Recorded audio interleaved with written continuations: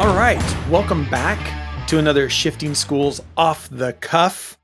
So this is the problem, is Tricia and I were talking before I clicked record, and then we were just like, we got to just click the record, otherwise it won't be off the cuff. So we've just got to click record and go for it. So apologize if we're not talking in complete sentences and we seem like we're talking off the top of our head, because that's what off the cuff is. It's just two people having a conversation who are passionate about education and supporting educators. So Tricia, again, we just got done. We should have talked about this. I love the weather. Most people know that. I've got like one of the most fanciest weather stations you can have, full disclosure.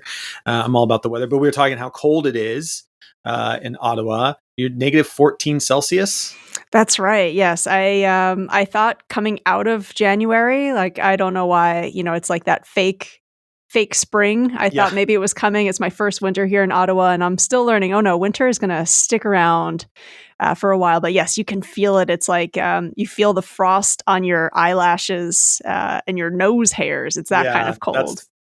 Everybody probably has been, well, I don't know if everybody's been there, but that idea that you take a deep breath and you can feel your nose hairs kind of freeze, that's cold. That's some cold. Mm-hmm. Some cold. Well, let's have a chat today. Both of us have been working on this idea of our two new pathways, the 5-day challenge around generative AI, and also equity with AI. And I think today, as we were kind of talking before we click record, is just this idea of how do we remain curious in education? And I think if there's a word for today's episode that you and I keep coming back to, is like, how do we just remain curious about this in a time that we don't really know where it's going to land? It's still very much in its infancy stages.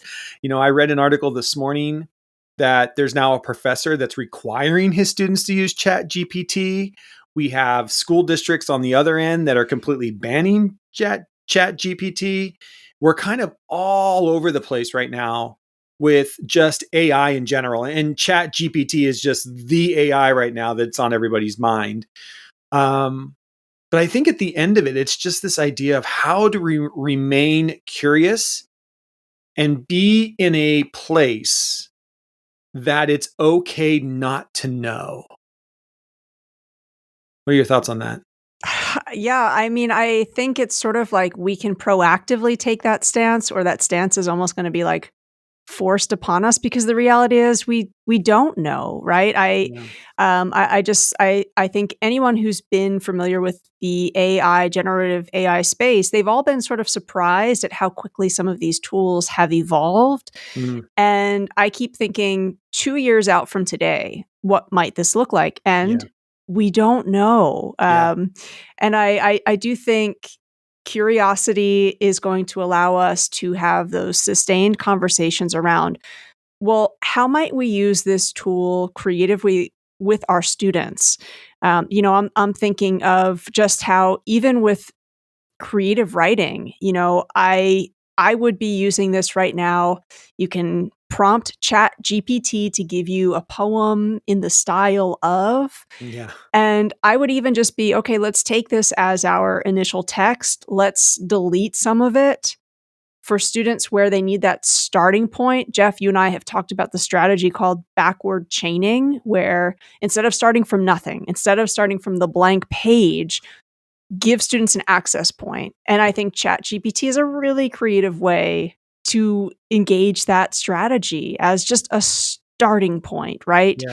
And we've been really fortunate to hear from a bunch of folks, their thoughts in terms of the direction their school is headed, conversations they're overhearing in the hallways, things that they are sharing with their peers about what might their approach be. And we were really fortunate to have Patrick Holt actually share a voice memo with us that we wanted to share with our listeners too, in terms of, I love, he calls it his journey with AI, and talks about what's happening on his campus. So should we let folks listen to that? Yeah, let's go ahead and play that audio. Hi there, my name is Patrick Holt. I'm the Dean of Learning at XCL World Academy in Singapore. I guess my AI journey started sometime maybe October, November, when I read an article about OpenAI, and the tool they had at that point called AI Playground, I believe it was called. And I messed around with it, asked it a few things, tried to write some text. But when it really started was I covered a class for a colleague, and he asked me to join his Google Classroom, and ended up joining that Google Classroom as a student. Fast forward a couple of days, and I found an email in my inbox asking me to do a history assignment because I was a student in that classroom. Normally, I'd ignore something like that, but my curiosity got the better of me. And long story short, I used that OpenAI tool to answer the prompts in his scaffold for the essay that the students were supposed to write. I did it in about 3 minutes, and then I turned it into him, and then I asked him to see what he thought about it.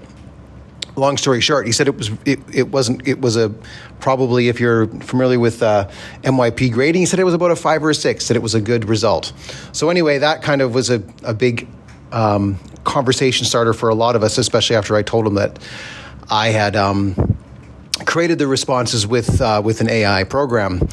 And at the same time, this was sort of going on. I was talking with my colleague who's the director of technology, and we were trying to figure out how we could speed up and help people do reports. And of course, we were discussing AI and how that would be a useful tool. And so my colleague Martin came up with something called Real Fast Reports. I can't remember how we found it, but it came up. And Real Fast Reports is an AI report writer. And so we dove into that, and we managed to get a little bit of funding for it, and we got licenses for teachers. And so our teachers at the end of last semester, a good majority of them experimented with OpenAI, with this Real Fast Report Writer, including myself, which it was pretty straightforward. You put in a student's name, you put in you put in some prompts to it, and it creates lovely little comments for your students. And then that was sort of the background to when Chat GPT exploded in the last couple of weeks. And so a lot of our teachers already had AI in their heads because of Real Fast Reports. And so it just started a lot of interesting conversations. And what was really fascinating about it is that, we didn't really do anything to promote it in the school, except it just because of the popularity of it and the explosion in the media, people were talking about it. And I started asking people questions.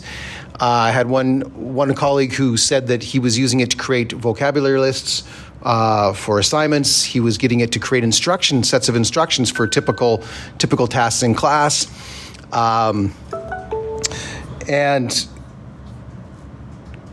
there was just the other most interesting thing was that people were talking about it in the halls, and I came across a conversation in which one colleague who had been experimenting with it with her grade 6 students was telling the science teacher about it, and he was fascinated with the idea, and they were just sharing this all around.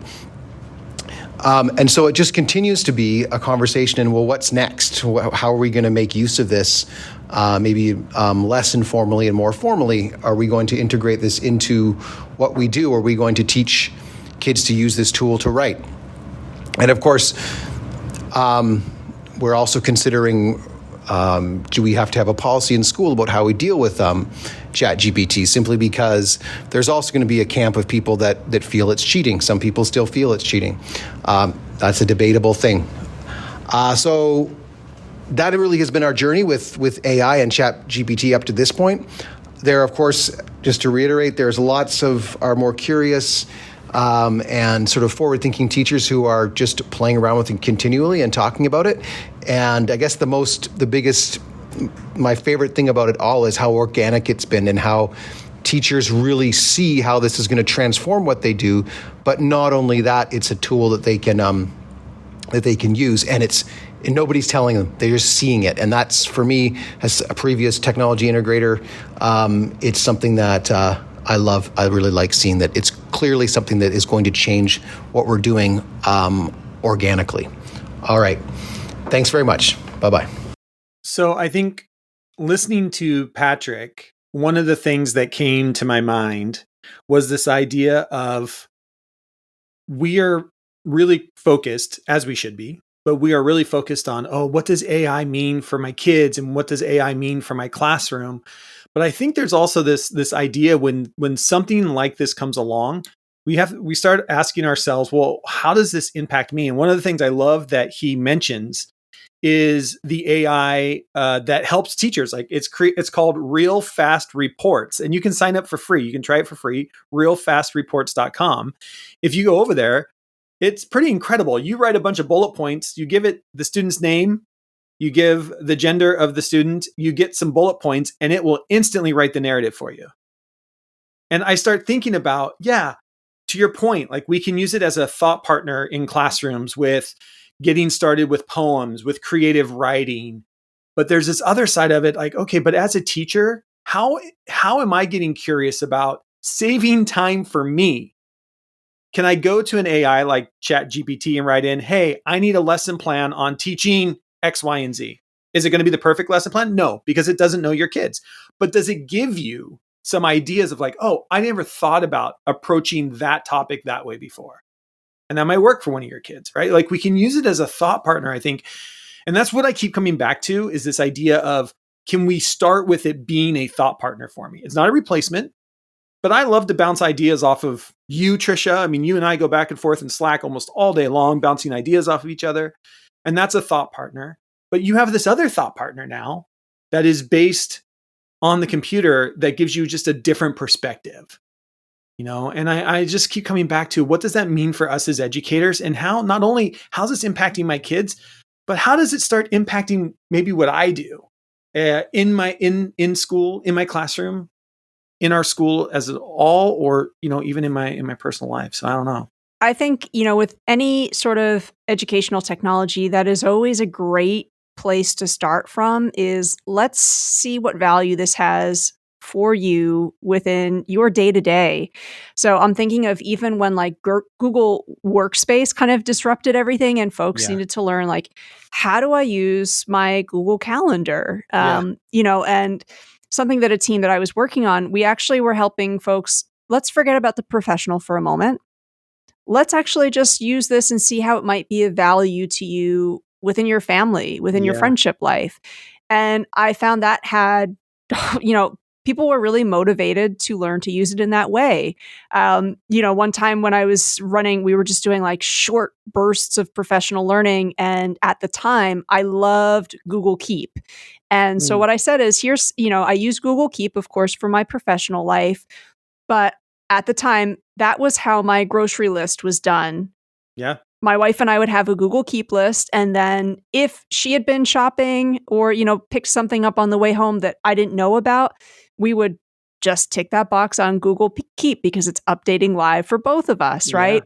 And I think often with these tools, when we experiment with it in that way first, you can see, is this going to be valuable, or is this just like another flash in the pan, not going to be really useful? Because I find a lot of the best educational technology does it has that bleed over into both spaces, our personal and our professional life. So I think absolutely experimenting with Chat GPT. I think I mentioned last week, one of my frustrations is if I'm looking up a recipe on the web, I don't know if you've noticed this, Jeff, but it's like 5 paragraphs, a video, another personal 7 essay. ads. Yes. And then the recipe list, right? So it's so difficult to just directly get a recipe. However, Chat GPT, here's the ingredients. Maybe here's a dietary restriction. Can you give me a recipe for? Boom. It's right there. It's so crazy. Yeah. And I, full disclosure, my wife and I still use a shared Google Keep for our grocery list. So it's such a great hack if nobody's doing that. It's still our go-to grocery list. But yeah, I think there's so many different ways that this can impact us in our personal lives, and then bring that into the classroom and think about where that's going to go. And I think at the end of the day, where it starts, and we all know this, right, is how, as a leadership, are you getting curious? If you are a tech coach in a leadership position, which you're supporting multiple educators. How are you getting curious with Chat GPT? If you are a principal or a vice principal, how are you getting curious? If you're a team leader, how are you getting curious? And our hope is that one of the reasons why we made the 5-day challenge was to support you and your team getting curious, right? This idea of just micro doses of, can you take 10 minutes, go try this out, see what you think, see what impact it might have. Have a conversation with somebody else about it. And just get curious in this space that is new for many of us. Yeah, and I think the challenge dynamic also reminds us this is not about knowing everything overnight or having to spend 7 hours straight trying to read every think piece about it that's out there on the web, but just a little bit of playful experimentation every day. And to your point, Jeff, you might do this with your teaching colleague or your PLC. You might also take this on with your class, right? And do some of that modeling and have a conversation both about what went well with this, but also what is this not quite able to do yet? And where is it actually that, yes, it's a thought partner. Where is it that we will have to step in and, use our skill set to extend it? And I think there's some great SEL lessons to be had. You can ask it to write a letter rather, and ask it to be more polite or more direct and have a conversation about what might be some of the cultural values in how Chat GPT deciphers that. What might be some of like the generational differences to a direct message, that is perceived to be more direct versus like how somebody who's a generation older or younger might perceive that. Look at how it understands and can navigate different text types. You can ask Chat GPT to write a Twitter thread. Compare that with a Twitter thread that you've seen that's had a lot of engagement or a lot of traction, and say, does Chat GPT really understand the nuances of that text type or not? So again, for me, it's the curiosity piece. Again, that I think there's a lot of great conversations to be had. And I do see there's almost a polarized non-dialogue happening where some people are just saying like, no, this is bad for creativity. And on the other side saying like, this is going to change everything. Right. The pandemic did not change everything in education. So I just think avoiding that polarization and really experimenting for yourself and looking for the nuance is going to be important here. Yeah. And I think there's just so many great ways that you can use it. I think one of the things to understand about Chat GPT specifically is that its knowledge graph is based off of 2021, which at this point is 2 years old. So is there a way that you can use it in your classroom and use it as a historical perspective of, hey, what did we understand about give it a topic in 2021 versus you going out today, student, and what information did it get right? And what information has changed in just 2 years? One of the things we talk about a lot when we talk about information literacy is understanding the half-life of knowledge. This is something I talk about all the time in my talks. And right now in 2023, as we start 2023, the half-life of knowledge, just general all knowledge, is roughly 14 months, meaning half of every piece of knowledge that you know or believe you know has been changed, has updated, has some way become more relevant or less relevant in our lives every almost year, every 14 months. So you're looking at information from 2021 and trying to apply it to a world of 2023. There is a gap in there that I think we could play with kids that is an information literacy gap that we start taking a hard look at. Okay, well, what information has changed? If you're a science teacher, I think that, to me, that gap would be so fun with kids. To go to Chat GPT and say, hey, what did we know about the solar system 2 years ago versus what do we know about it now with the new telescopes we have? It's just unbelievable how fast this information is changing, and help kids understand that this is the world they're going to live into.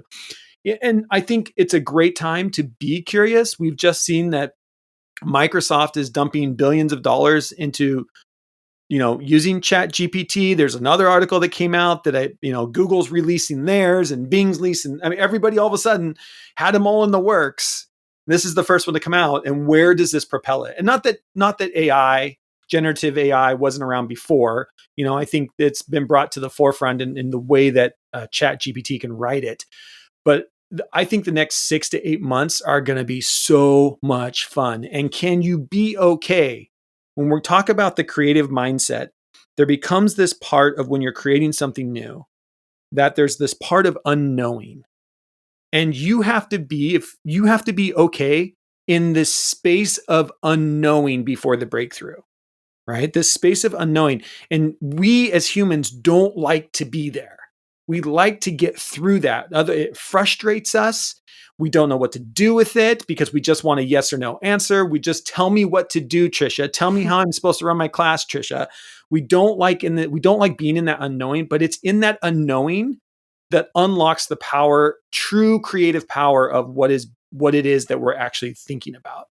So can we just be okay with this idea of being curious and know that it's okay not to know what the right answer is? It's okay that you kind of tried out Chat GPT yesterday and today you go back and it's completely different. The button changed. You don't know how it's going, and just be curious. And it's okay not to know right now.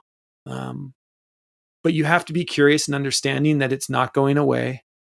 It's only going to probably get better. And from there, we see what impact it makes. I totally agree. So we would love to hear from more listeners in terms of what are some of the conversations around generative AI? What are some of the tools that maybe you have tried out that they are just like the catalyst for more curiosity? We do have our voice memo button right on the homepage at shiftingschools.com. And of course, if you're curious about our 5-day challenge, you can reach out to us, ask us some questions about what's going to be there. You can also, let us know, hey, this is a problem that I want to make sure my team can work on, because I'm also willing to bet that there might be some listeners who are saying our parent caretaker community is also very curious about what this is going to mean, what conversations they might be having with their children at home. Jeff, you and I are big believers that we want to have better, richer, more meaningful conversations about social media at home. And I think AI is going to become a part of that conversation as well. Chat GPT is trying to be transparent in terms of how they want to avoid bias, and Right. even you can ask Chat GPT to make certain predictions.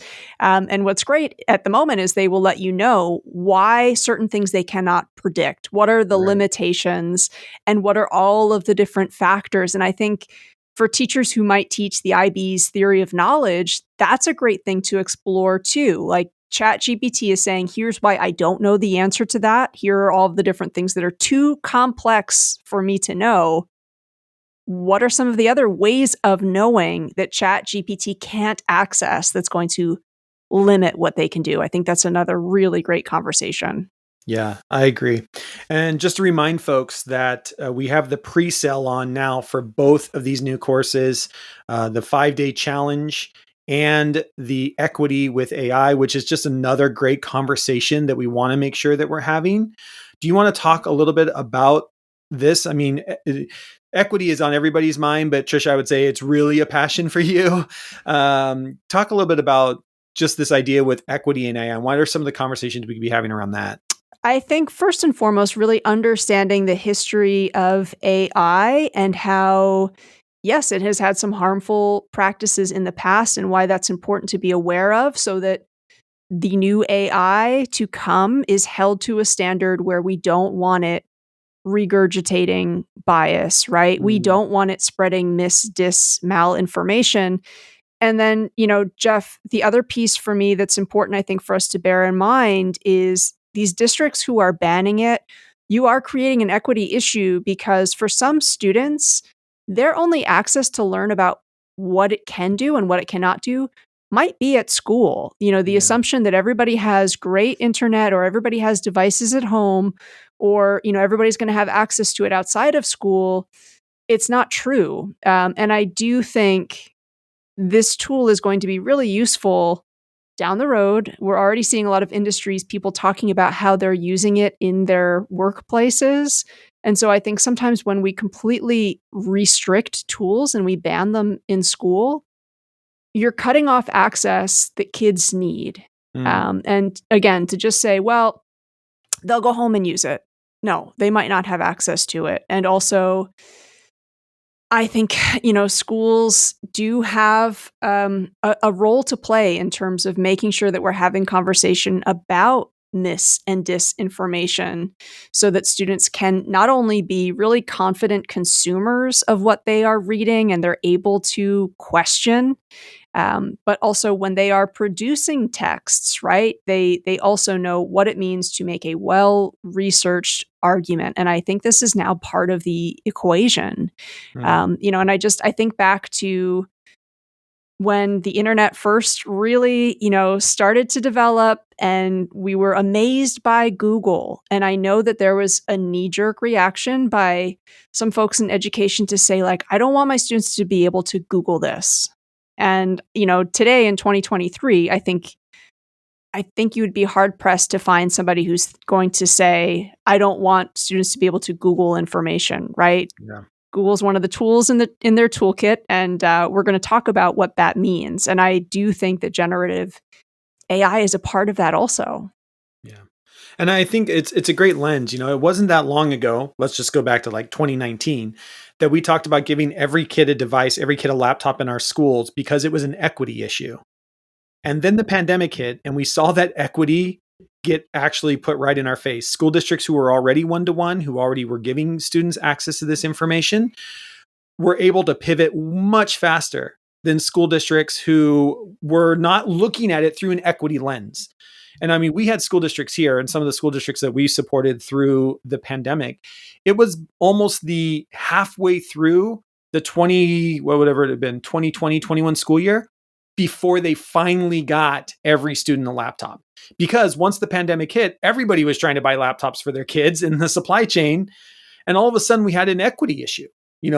This school district, who's already been one-to-one, kids have been taking it home, is at a different playing field than a school district who's trying to dismantle carts, who's trying to go out and get more Chromebooks so that we can have an equitable education for them as well. And we just came through that. And we saw this inequity in technology be thrown in our faces. And here we are a couple years past it now. And you're having the exact same conversation of how do we make it equitable with technology? Technology is an equitability issue. It's not a connectivity issue. And if we can look at it through that lens, that if our job is to prepare students for college, career, and life, then we need to make sure we are creating an environment that is equitable for all kids. And no matter what that is, it's going to include technology. It's going to include media literacy and information literacy.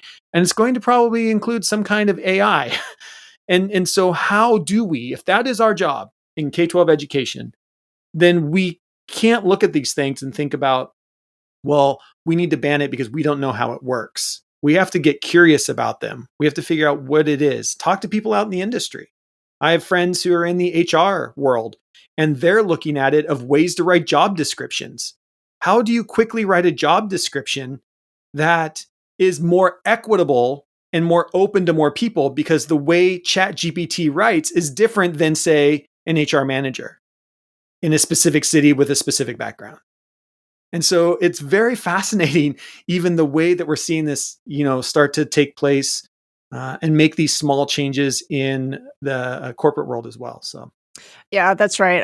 The website, theconversation.com, recently did a piece about how AI is going to be really useful and has the capacity to help people with communications disabilities. And, one of the kind of bullet points they offered was this is going to be a way for people to really suggest ways to practice or rehearse different social situations and different conversations that might really be daunting. So again, I think it'll be interesting, and the course will focus both on the ways that this can be a very supportive tool and also the ways that, of course, we need to hold organizations that have tools like this to account. I'm also really interested. Folks are very excited about Chat GPT. I don't know that it's going to be free forever. Very much longer. That's the other piece is, will we have banned it in schools and then it's going to be behind a paywall. So I don't know. The equity piece, again, we really love hearing from listeners. If you are a librarian listener, something that's been on my mind, Jeff, I'm very fortunate to live in a place where local libraries are doing amazing things with equity. At my local library, you can take out different musical instruments. You can take out a telescope. They're doing a lot now with hydroponic gardening. So if you want to learn to grow your own lettuce, you can go to the library for that. And they're expanding to also have a tool library. So for people that maybe they've got to do a little fix it up project around the house and you don't have, X, Y, and Z to do that, you can get it from the library. So I'm really curious to hear from our librarian listeners, what's your library doing in terms of giving folks access to things that they might not have access to? If your library is doing something really cool around that, we'd love to hear from you. Yeah. And again, there's a record button right there on shiftingschools.com. Of course, you can always reach out to us at info@shiftingschools, Tricia at Shifting Schools, Jeff at Shifting Schools. Pick your email address of those three, and it'll make its way to us as well. But right there, if you go to shiftingschools.com, big orange button about halfway down the page, you can click it, start recording. You can even test your mic before you send it to us. You can hear yourself. Make sure it sounds the way you want it to sound before you submit it over to us. And we will not play it we won't play it here unless you give us permission to. So don't feel like we're just going to take it and throw it up there. But the really good ones, like one we heard today from Patrick, we can go out and just, share different stories, share voices of what different schools are doing around being curious and around just what the future of education is going to look like, which we're always wondering what's the next thing. What's the next thing in math? What's the next thing in fourth grade for me, in the way we're going to do this. So, well, Tricia, thank you so much for this. Again, you can go over to shiftingschools.com and find those 2 new courses right there on the homepage. They are for a limited time. This is the pre-sale for $75. That $75 is a school-wide license. So one person at your school can buy it, and then you're going to make a copy of it.